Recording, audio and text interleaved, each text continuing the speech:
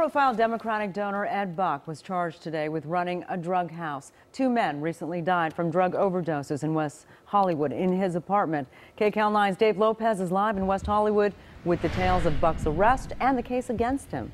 Dave.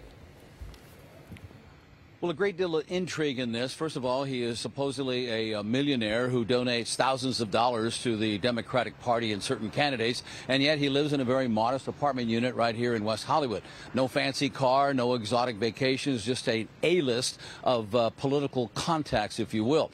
We tried to get a hold of his attorney who's been representing him for almost 2 years now, and he would not return any phone calls. But he's behind bars, Mr. Buck that is, on $4 million bail. The actual charge, battery, involving a drug overdose and operating a drug house. Ed Buck, who donated thousands of dollars to the Democratic Party, including to individual campaigns such as Governor Brown and Bill and Hillary Clinton, is behind bars. $4 million bail. He was described by prosecutors as a dangerous sexual predator who ran a drug house in this apartment in West Hollywood. Would you ever go in his apartment? No, never. He never invited you? No. I think he like younger black guys. I'm a little older.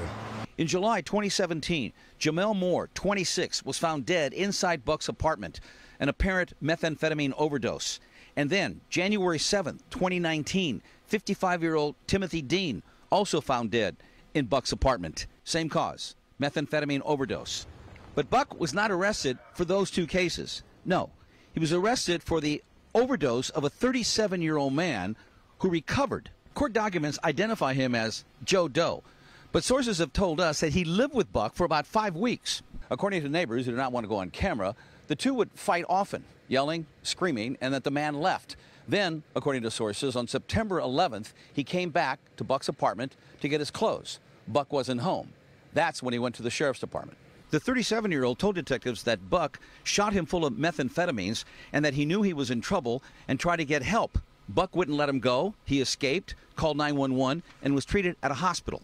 I'm glad that the sheriffs or the police were kept on top of it to make sure there wasn't anything else hopefully was going to happen. In court documents explaining why they want $4 million bail, the DA's office wrote this, quote, defendant Edward Buck is a violent, dangerous sexual predator. He mainly preys on men made vulnerable by addiction and homelessness. Using the bait of narcotics, money, and shelter, the defendant lures these vulnerable victims to his home. Think your political influence is keeping you a free man now, sir? 7 months ago, when our David Goldstein tracked Buck down, Buck wouldn't say a word to him. It's Buck. I'm not here. Wait for the beep. Leave a message. The answering machine at Buck's apartment today, unit number 17. Wrote the DA, quote, the defendant's predatory acts and conscious disregard for human life must be stopped. So again, repeated phone calls to his attorney, no response at all. Buck is due in court tomorrow. And of course, the big question will be, if he has a lot of money, will he make $4 million bail?